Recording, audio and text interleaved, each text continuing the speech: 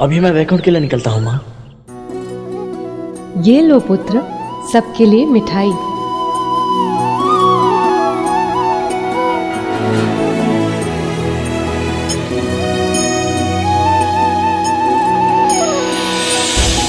सदैव सुखी रहो।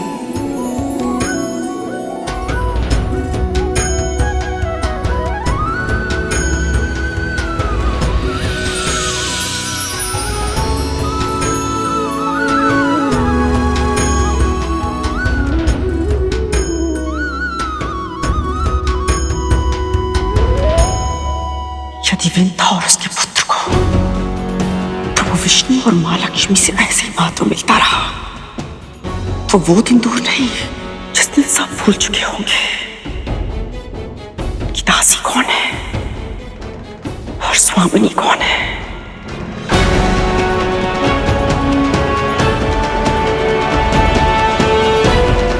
कद्रू, तुम्हारे चेहरे पे एक और दाग।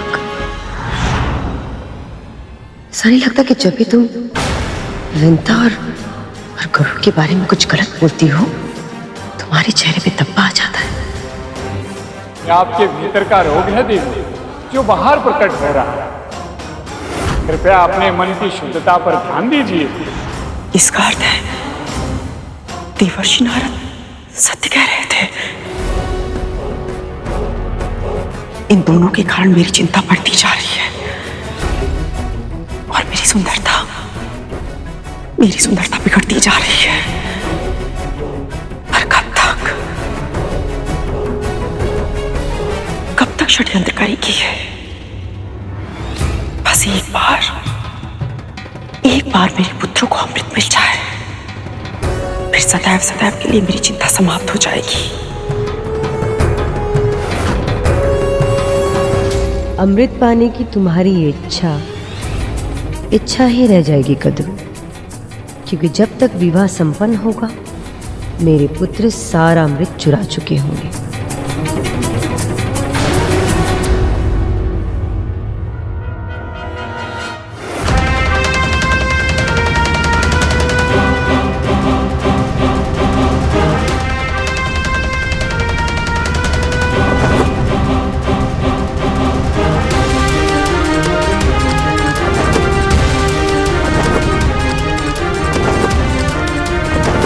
लगता है गरुड़ अब वैकुंठ लौट रहा है, कहीं वो अब हमें देख न ले।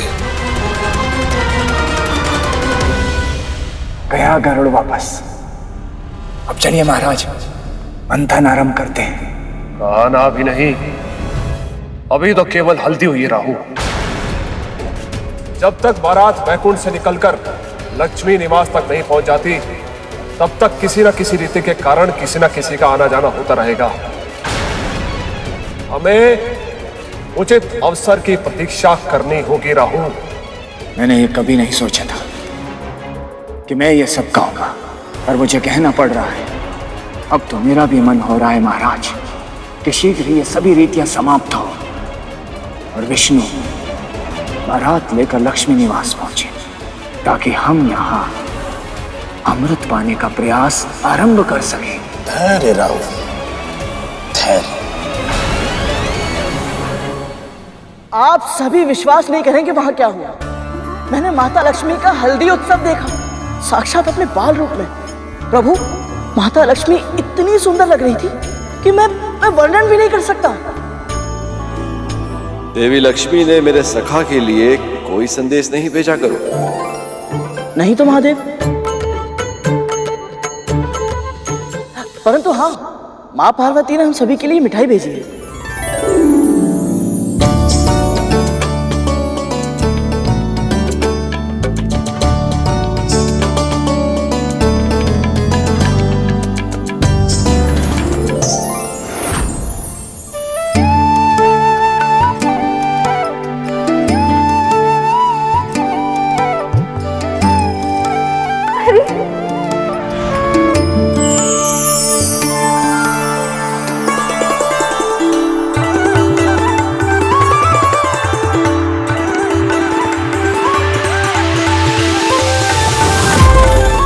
क्या हुआ प्रभु? सब जानकर भी अनभिज्ञ बन रही हैं देवी। ऐसा नहीं है प्रभु, मैं आपकी भावनाएं समझ सकती हूँ, पर क्या देवी? मैं आपको साक्षात देखना चाहता हूं, आपसे भेंट करना चाहता हूं। प्रभु, आप तो अधैर्य हो गए। और आप नहीं हो रहे।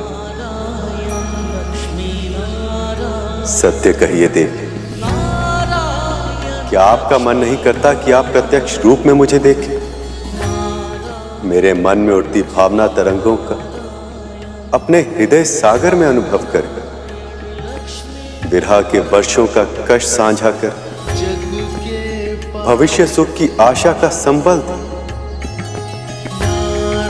कहिए लक्ष्मी, क्या आप नहीं चाहते कि हम दोनों आमने सामने हों और कुछ क्षण एक दूसरे से बातें करें?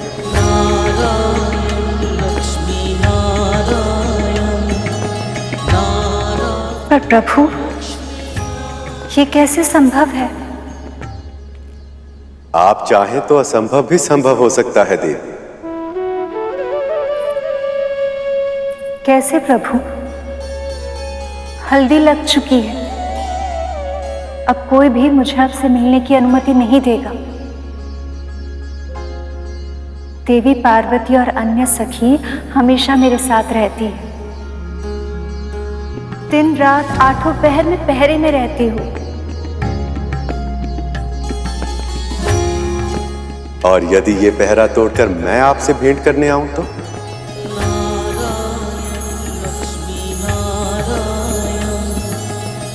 पहले पहरा तोड़कर तो दिखाइए।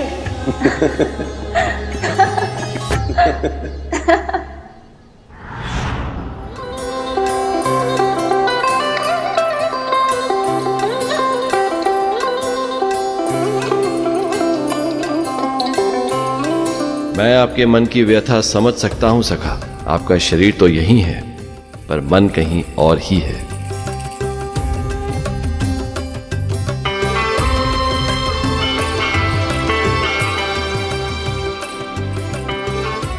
मैं समझ रही हूँ सखी, तुम्हारा मन भैया विष्णु के पास ही है, किंतु आप चिंता ना करें, शीघ्र ही भैया बारात लेकर आएंगे और आपसे विवाह करके ले जाएंगे। फिर जी भर के निहारते रहिएगा उन्हें।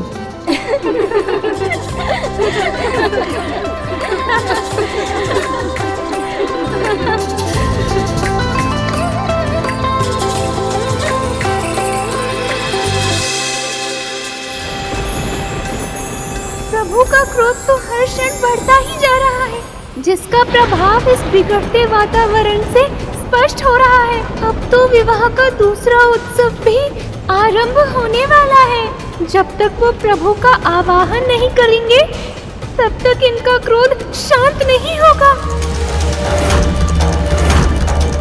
नहीं, वो सब मेरे प्रभु को भूलकर उत्सव मनाए, मेरे प्रभु का अपमान करे, मैं ऐसा नहीं होने दूंगा। अब ये विवाह बिना अवरोध के संपन्न नहीं होने दूंगा मैं।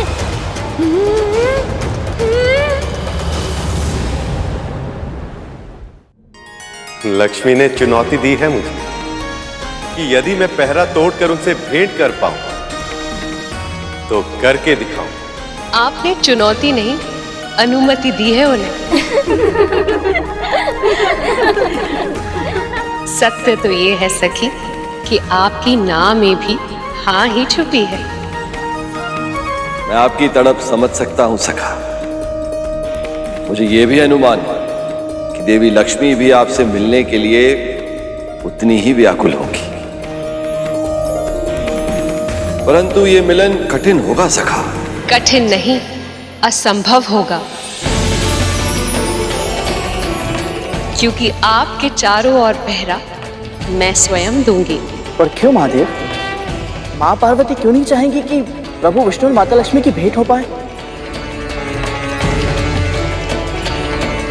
इतने लंबे समय से आप प्रभु से और प्रभु आपसे नहीं मिले हैं। यदि वो एक बार मिलना चाहते हैं तो इसमें समस्या ही क्या है देवी?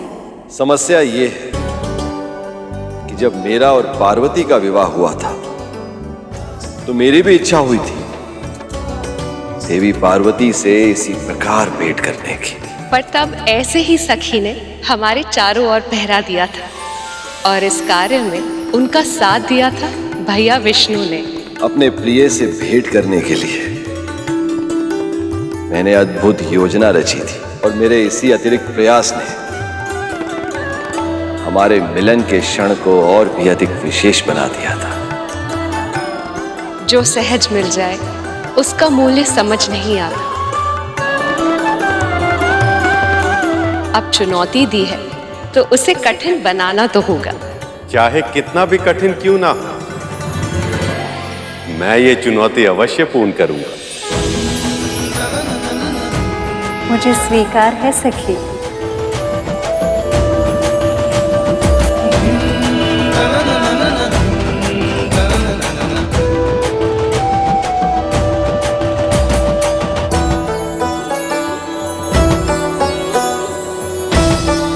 मुझे कोई चिंता नहीं है प्रभु, क्योंकि मुझे पूर्ण विश्वास है आप जो ठान ले उसे पूरा होना ही है।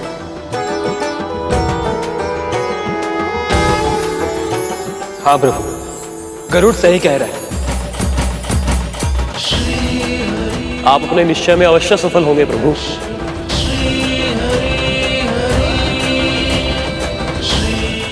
स्वयं देवी लक्ष्मी ने चुनौती दी है और पार्वती जी पहरा दे रही हैं। ऐसे में कैसे पूरी हो पाएगी ये चुनौती?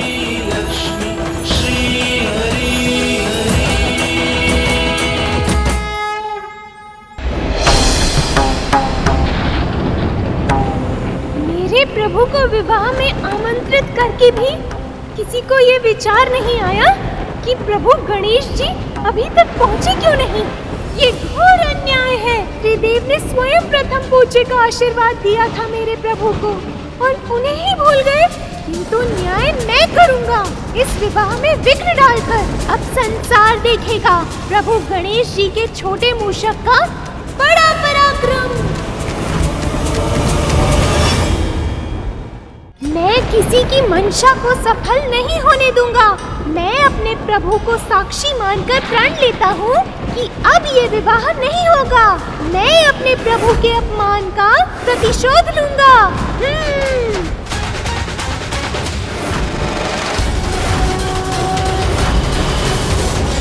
प्रभु विष्णु के विवाह के दूसरे उत्सव की सबको बहुत बहुत बधाई। नारायण नारायण। अरे वाह, आलते का रंग तो बड़ा गहरा प्रतीत हो रहा है। सही कहा आपने अग्निदेव, रंग बिल्कुल प्रभु नारायण और माता लक्ष्मी के प्रेम जितना गहरा है।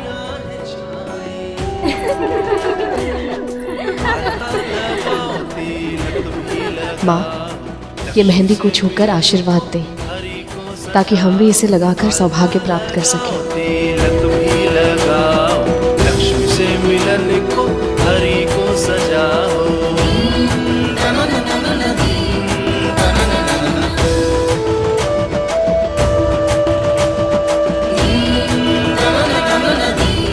वैसे माता लक्ष्मी की मेहंदी तो रंग लाएगी ही। प्रभु विष्णु इनसे इतना प्रेम जो करते हैं।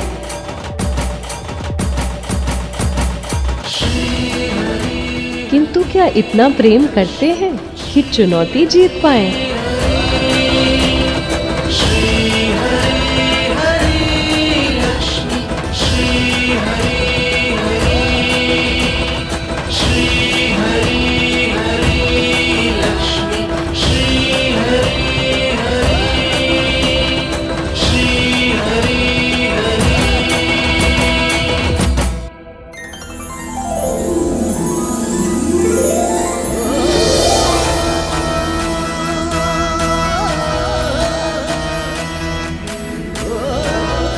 ये हुई ना बात।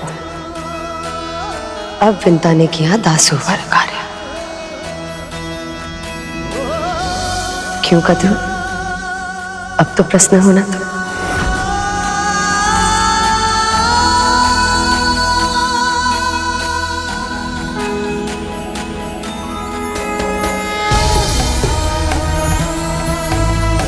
इन हाथों की रेखाएं सज गई आज।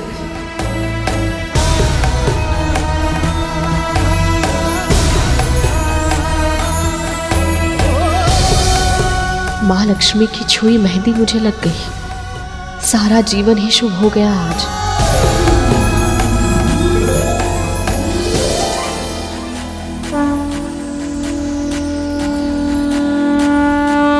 वैसे कतरू, मैं सोच रही थी कि तुम ऐसा धब्बों वाला मुख लेकर विवाह में कैसे सम्मिलित होगी। अच्छा नहीं लगेगा ना।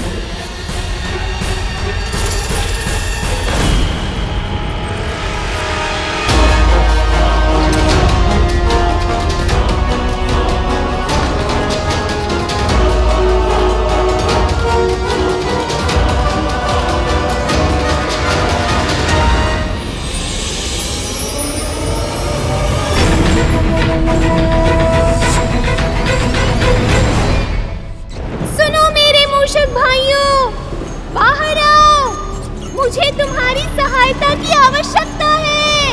मेरे प्रभु का अपमान हुआ है। शीघ्रता करो, सभी यहाँ आओ।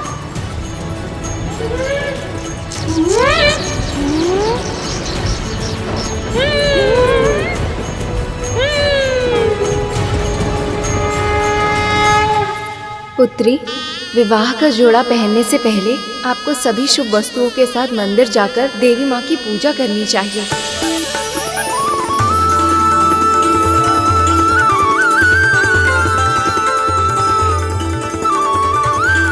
अकेली कहाँ चल दी सखी, हम भी आपके साथ चलें।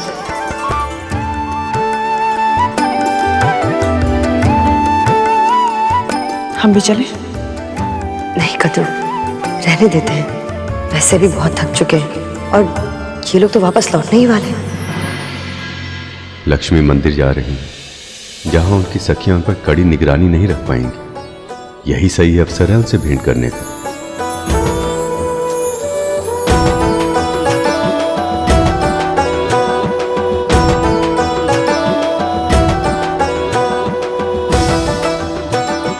माँ लक्ष्मी, अब तो आप ही कोई मार्ग सजाइए।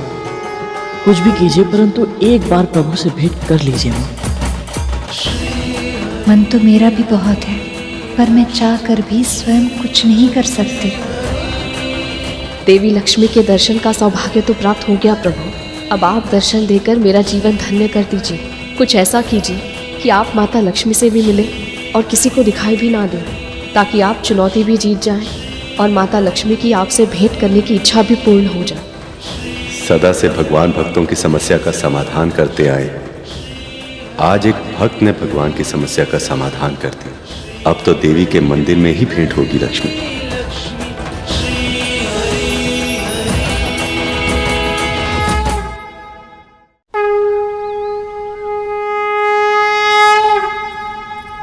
नमो नमो महाशक्ति माँ, खड्गधारिणी धर्मधारिणी, हम सबकी विनती सुनो माँ। नमो नमो पराशक्ति। देवी ललिता, मेरा प्रणाम स्वीकार करें।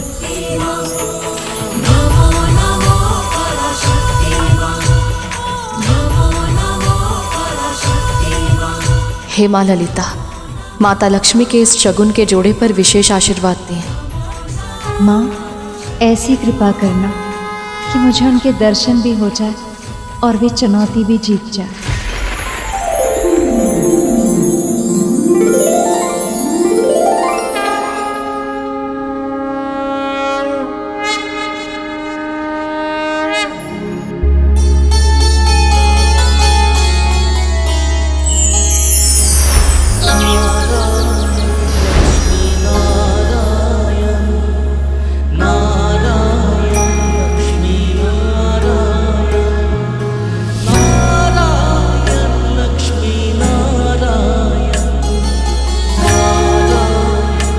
लगता है प्रभु विष्णु आ गए।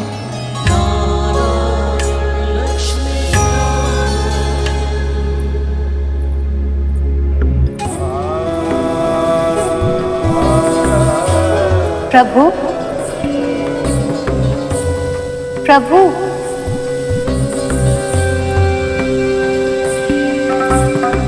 प्रभु,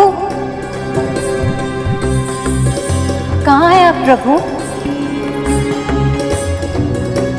प्रभु, आपने चुनौती दी थी प्रिय, मैं आपका कहा ना मानता। ऐसा हो सकता था क्या भला? पर अब जब मैं आपको देखकर आनंद रस में डूब रहा हूं, तो इस लुका छिपी में भी एक अलग ही आनंद आ रहा है। पीपल का पेड़, इसमें तो प्रभु विष्णु निवास करते हैं।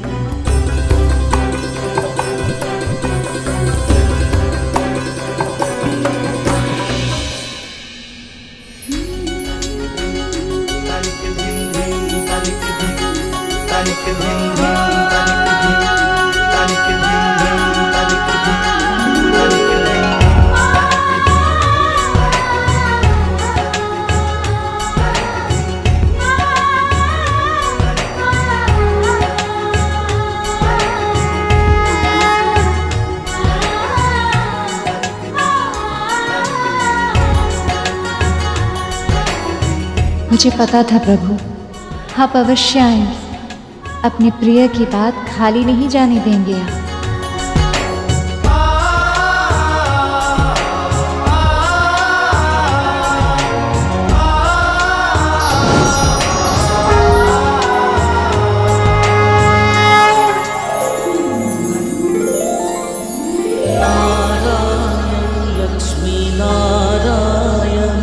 सत्य प्रभु, इस प्रत्यक्ष भेंट में आपको अपने सामने देखकर मुझे अनुभव हो रहा है कि आपको दृष्टि भर कर देखने के लिए मेरा मन कितना व्याकुल था। मैं तो वर्णन भी नहीं कर सकती। आपके दर्शन पाकर मेरा हृदय हर्ष से भर गया।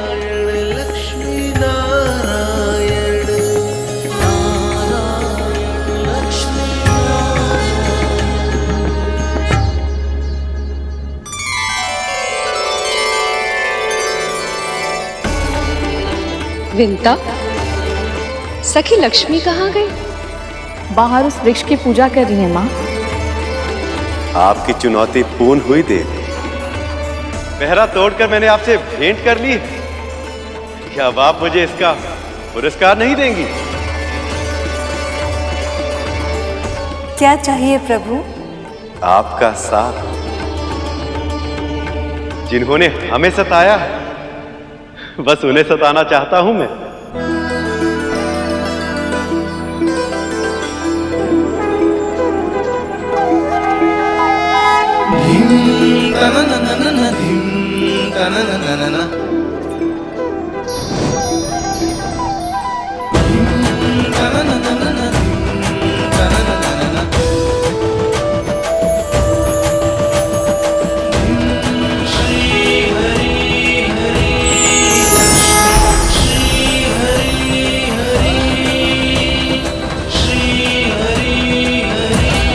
विंता, सखी तो तुमने कहा यहीं पर थी, यहाँ पर तो नहीं दिख रही।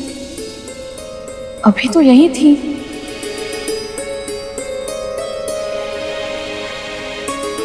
अचानक कहाँ? ऐसे हल्दी के बाद और विवाह से पहले कहीं जाना नहीं चाहिए। मैंने स्वयं देखा था, माँ उस वृक्ष की पूजा कर रही थी।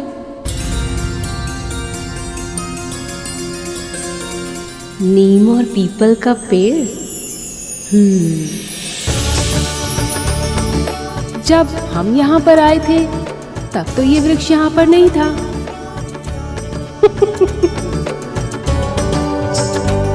क्या हुआ माँ? विष्णु भैया, मैं अपनी पराजय स्वीकार करती हूँ। आपने चुनौती पूरी कर ली।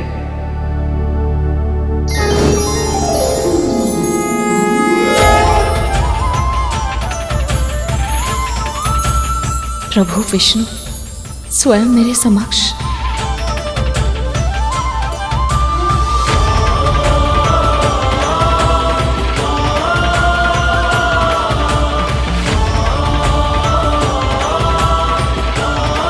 प्रभु, माँ, ये कैसे?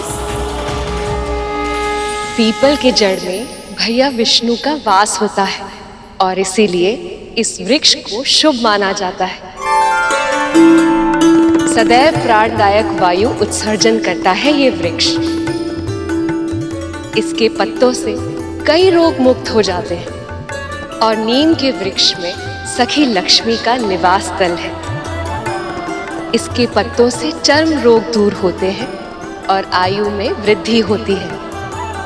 अगणित औषधिक गुण होते हैं इस वृक्ष में। जिस प्रांगण में ये दोनों वृक्ष एक साथ विद्यमान हो, वो मंदिर बहुत सिद्ध हो जाता है।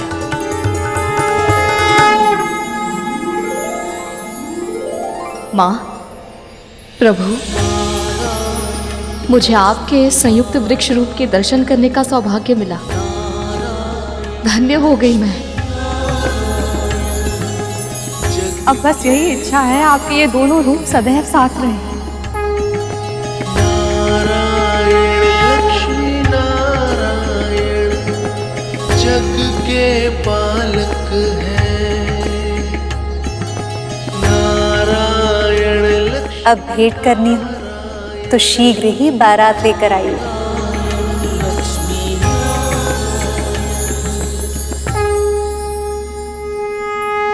प्रभु विष्णु सारी चुनौतियां जीत सकते हैं, किंतु मेरी और मेरे मूषकों की आने वाली चुनौती नहीं जीत पाएंगे।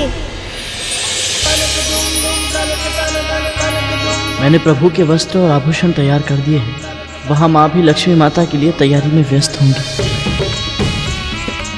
सोचा नहीं था इस जीवन में मुझे प्रभु विष्णु और माता लक्ष्मी के दर्शन होंगे। गरुड़ के कारण मेरा पूरा जीवन सफल हो गया। ऐसा पुत्र ईश्वर सभी को दे।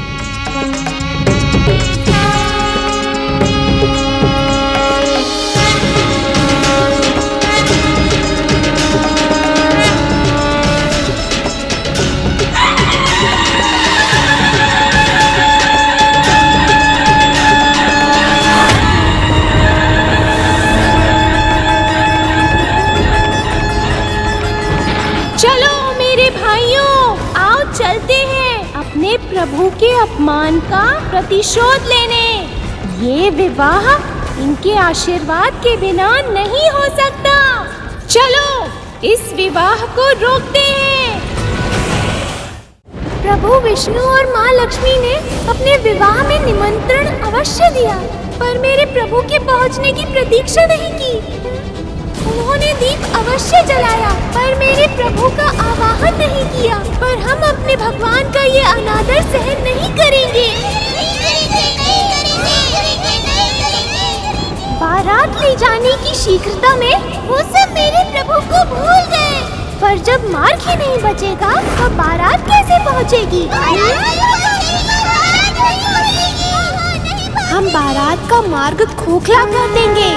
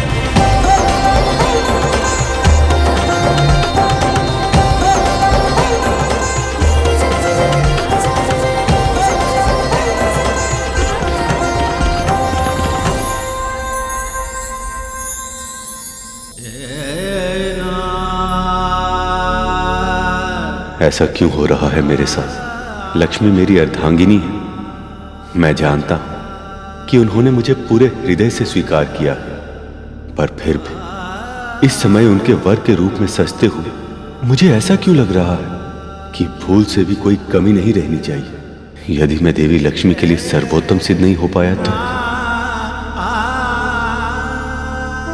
स्वामी ने मुझे अपने हृदय में स्थान दिया है। मुझे एक बार देख पाने के लिए कितने यत्न किए हैं इन्होंने, पर अब जब हमारी मिलन का क्षण निकट है, मेरा हृदय इतनी तीव्र गति से क्यों धड़क रहा है? अनंत काल से हम दोनों एक दूसरे के साथ हैं, तो फिर मेरा मन इतना व्यग्र क्यों है, जैसे वो मुझे पहली बार देखने आ रहे हैं।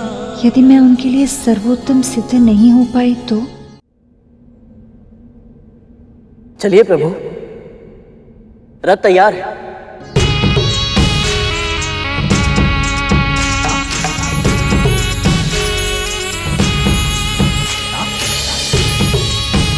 गरुड़ तुम्हारी दृष्टि में खुद को देख के थोड़ा प्रोत्साहित महसूस कर रहा हूं। प्रभु की बारात निकलने का समय आ गया है। आपके मिलन का क्षण आ पहुंचा है।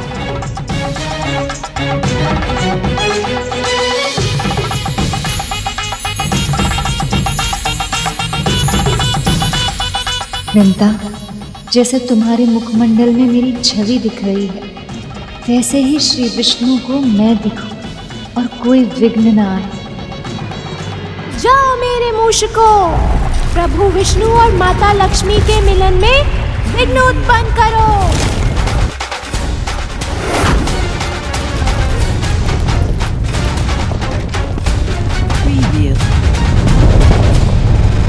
विघ्न आएगा तभी पता चलेगा कि विघ्नहर्ता के अपमान का परिणाम क्या होता है।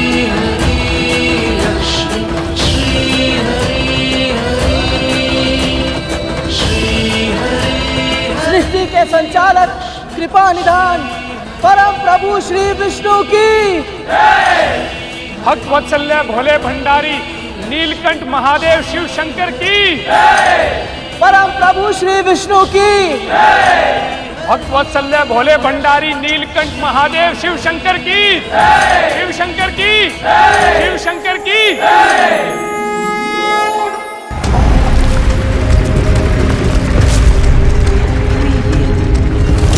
शीघ्रता करो, प्रभु विष्णु की बारात इसी मार्ग से जाएगी।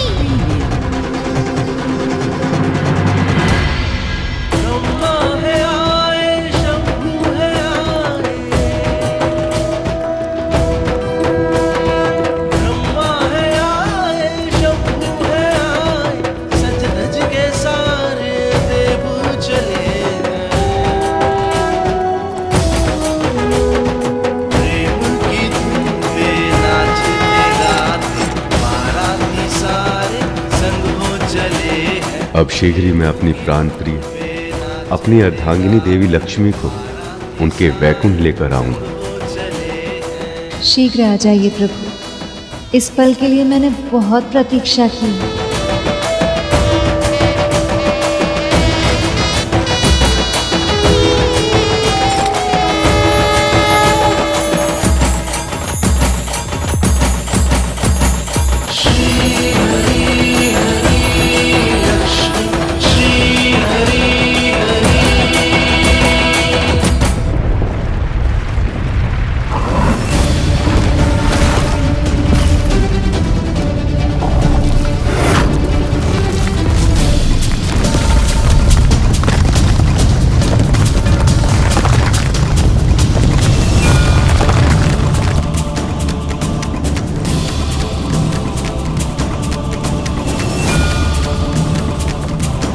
इस बारात को हमें रोकना है।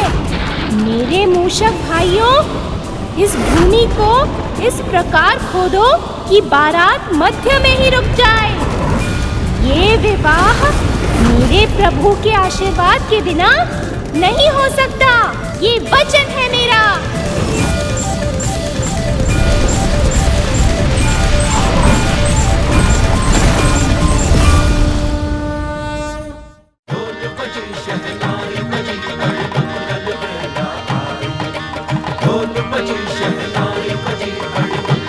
जाओ मेरे मूषकों, विघ्न आएगा तभी पता चलेगा कि विघ्नहर्ता के अपमान का परिणाम क्या होता है।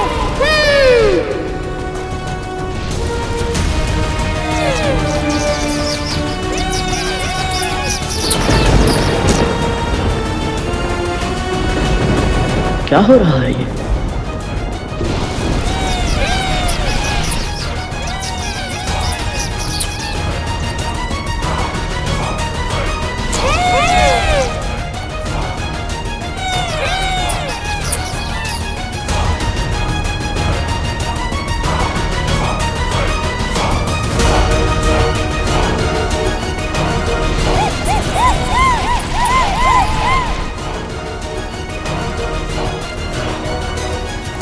अब शीघ्र ही मेरे मूषक बारात का मार्ग खोखला कर देंगे और बारात फंसी रह जाएगी।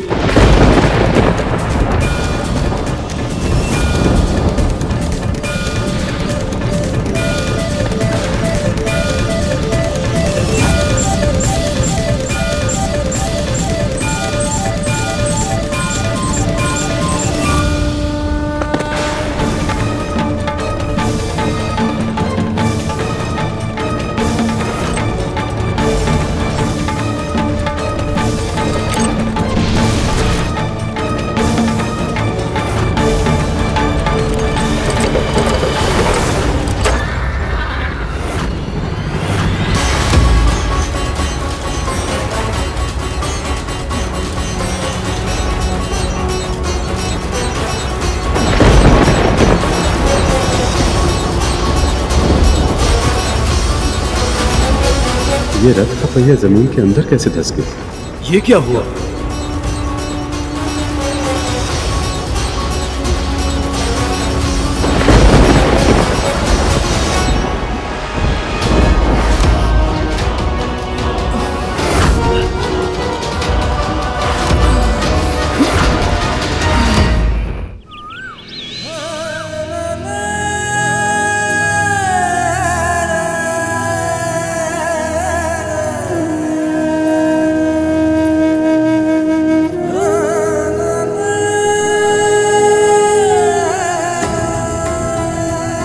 अभी तक बारात आई क्यों नहीं?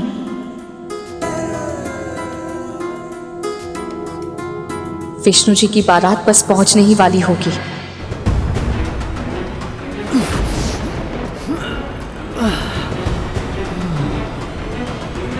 वायुदेव, अग्निदेव, अवश्य देवराज।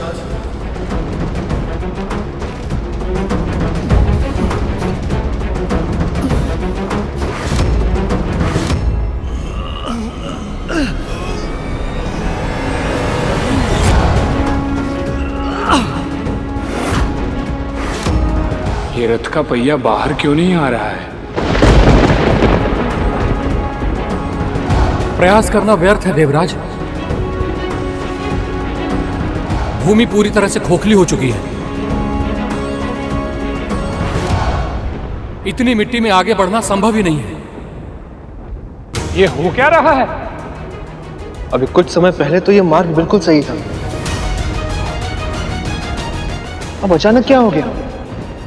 मैंने जानबूझकर असुरों को आमंत्रित नहीं किया है। प्रभु का आदेश था कि मैं हर विष्णु भक्त को विवाह में सम्मिलित होने के लिए आमंत्रित करूं। और ये सब जानते हैं ये असुर विष्णु भक्त नहीं है। यदि मैं उनको आमंत्रित कर भी देता तो भी वो यहाँ नहीं आते। असुर अवश्य ही असुरों का षड्यंत्र है। प्रभु की बारात में अवरोध उनके अतिरिक्त और कौन उत्पन्न कर सकता है भला? सही कह रहे हो गरुड़। ये असुर ही इतना ओछा कार्य कर सकते हैं। लक्ष्मी वहां बारात की प्रतीक्षा कर रही होंगी, पर हम सब तो यहां फंस गए। न जाने क्यों एक विचित्र सी चिंता हो रही है।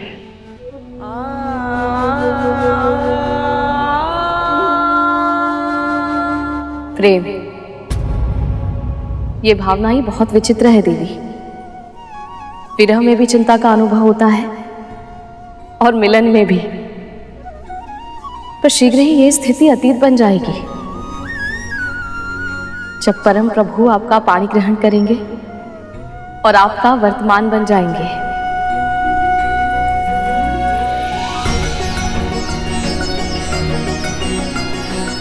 पर इस समय आपकी चिंता दूर करने का एक उपाय है मेरे पास। गहरी सांस लीजिए। हाँ देवी,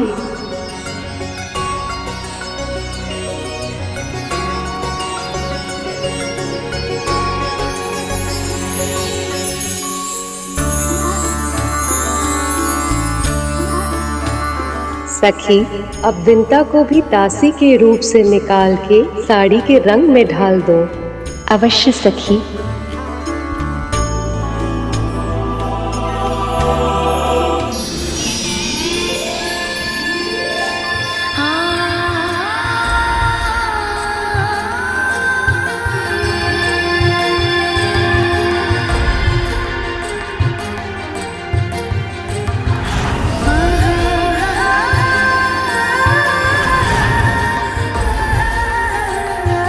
दास्ता का जीवन व्यतीत करते हुए मैं भूल ही गई कि मैं कभी रानी भी थी।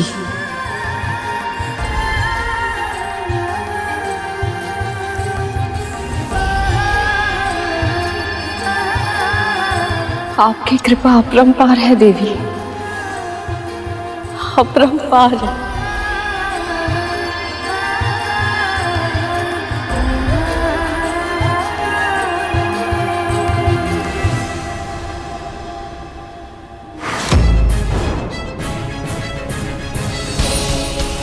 अभी तक इसे मुझसे अधिक आदर और सम्मान तो मिल ही रहा था, अब इसे एक रानी के वस्त्र और आभूषण भी दे दिए। इस दासी को बार बार मुझसे अधिक महत्व क्यों मिल रहा था?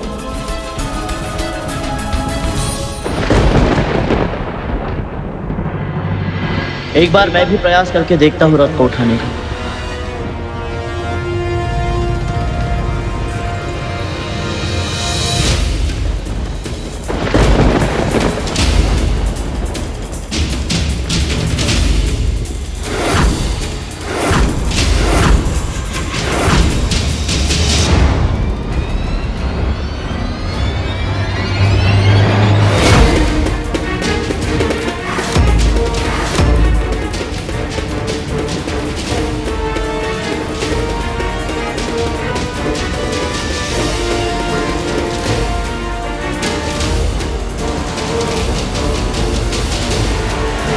रुक जाइए।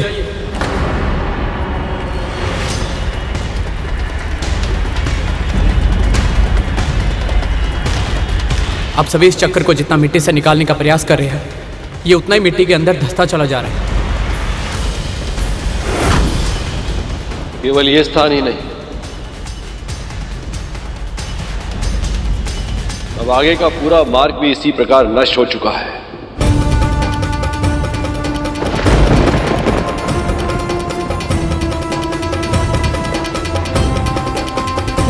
अब बारात और सखा के रथ को इस मार्ग से ले जाना असंभव है।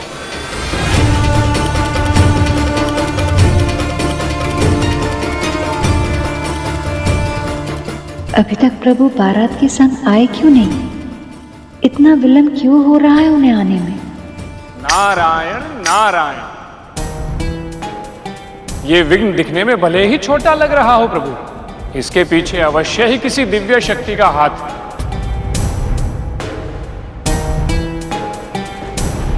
अन्यथा ये संभव ही नहीं है कि समस्त सृष्टि का संचालन करने वाले प्रभु विष्णु का रथ रुक जाए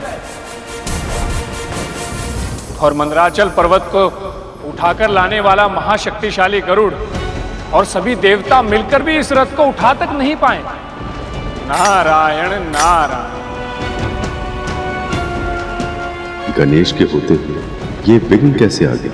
जब विघ्न आया तो मेरे प्रभु की याद आ गई। अभी तक मेरे प्रभु का विस्मरण हो गया था। अब इस विघ्न का निवारण कोई नहीं कर सकता।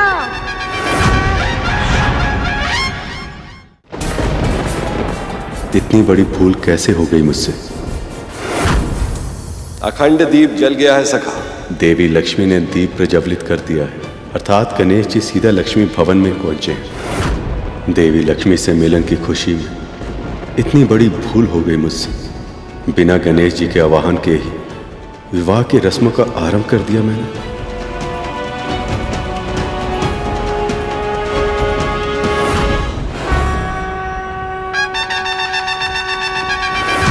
मूषक जी, ये क्या किया आपने?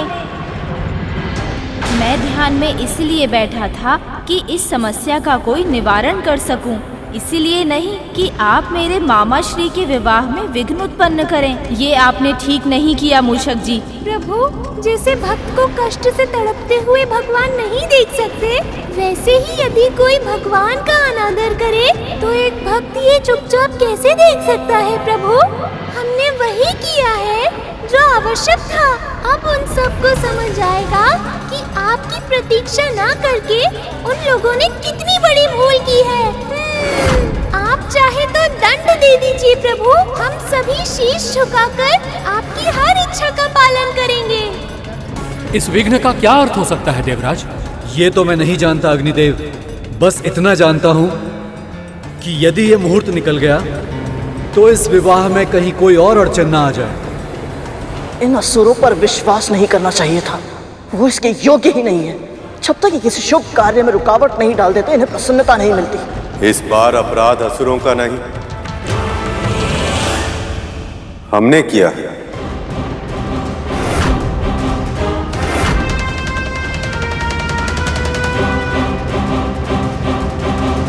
वो ये आप क्या कह रहे हैं?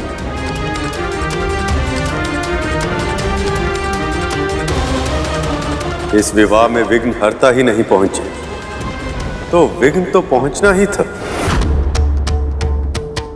भूल हमारी, हमने उन्हें निमंत्रण तो भेजा पर उनके यहां शीघ्र आने का प्रबंध नहीं किया।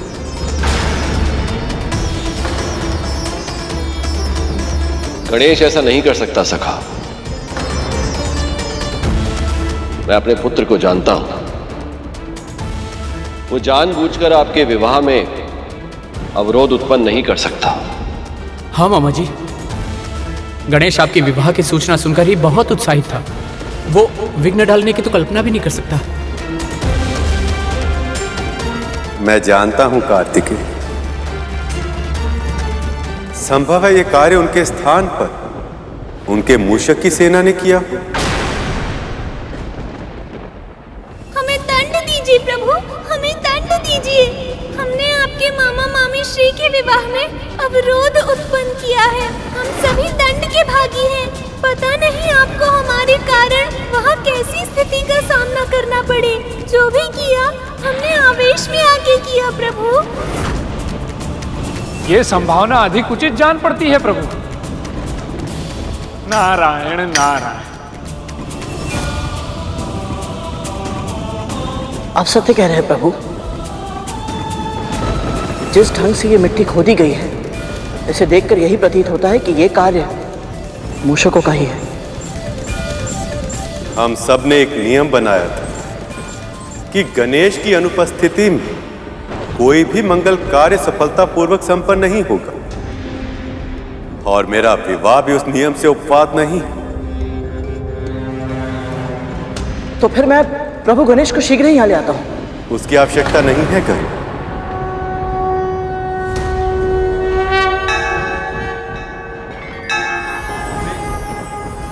हमसे बहुत बड़ी भूल हो गई गणेश जी, हमें क्षमा कर दीजिए। कृपया हमारा आवाहन स्वीकार कर इस विवाह में शामिल होकर सारे विघ्न दूर करें। प्रभु विष्णु ने स्वयं मेरा आह्वान किया है। दंड नहीं, भोज मिलेगा। उत्तम स्वादिष्ट व्यंजन, नृत्य, संगीत और सबसे बढ़कर मेरे मामा मामी श्री की प्रसन्नता का साक्षी बनने का अवसर मिलेगा मुझको। देख क्या रहे हो, प्रस्थान की तैयारी करो। मेरे मामा मामी श्री का विवाह है और उन्होंने मेरा आह्वान किया है।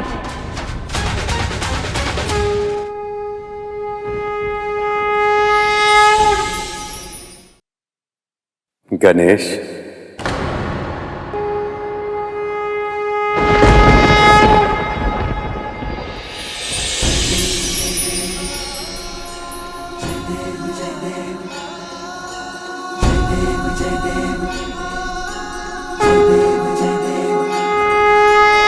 प्रणाम मामाश्री, प्रणाम पिताश्री। हम सब ने ही नियम बनाया और हमने ही उसका उल्लंघन कर दिया। हमें क्षमा कर दो गणेश।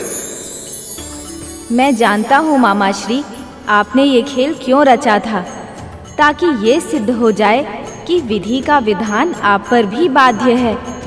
आपको भी सृष्टि के नियमों का पालन करना पड़ता है। अब से ये प्रसंग सभी मनुष्यों को प्रेरणा देगा कि किसी भी मंगल कार्य से पहले मेरा आह्वान कितना आवश्यक है। कुछ क्षणों के लिए मुझे भूलकर आपने सभी को मेरे महत्व का स्मरण करवा दिया है मामाश्री। इसके लिए मैं सदैव आपका आभारी रहूंगा। अब आपको मामी श्री तक शीघ्र पहुंचाने का दायित्व मेरा है।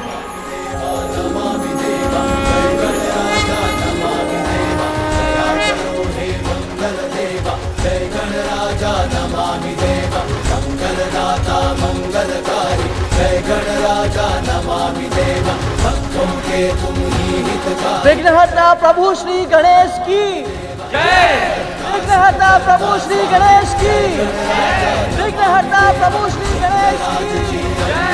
विघ्नहर्ता प्रभु श्री गणेश की जय। विघ्नहरो सब देव हमारे, जय गणराजा नमामि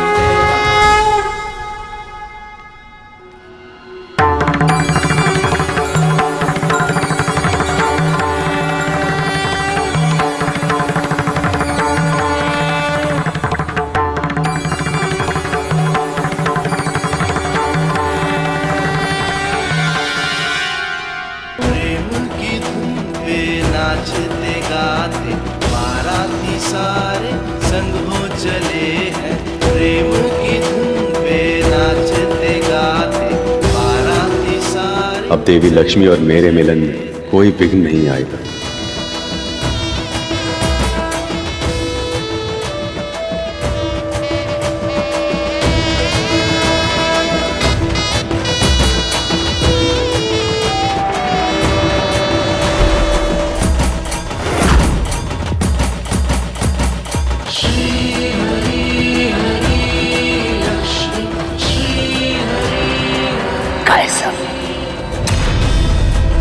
मुझे अभी भी किसी अपशगुन होने का आभास क्यों हो रहा है, किंतु क्या? अब ये सब विवाह में पूरी तरह से व्यस्त हो जाएंगे। यही सही अवसर है मंथन करके अमृत चुराने का।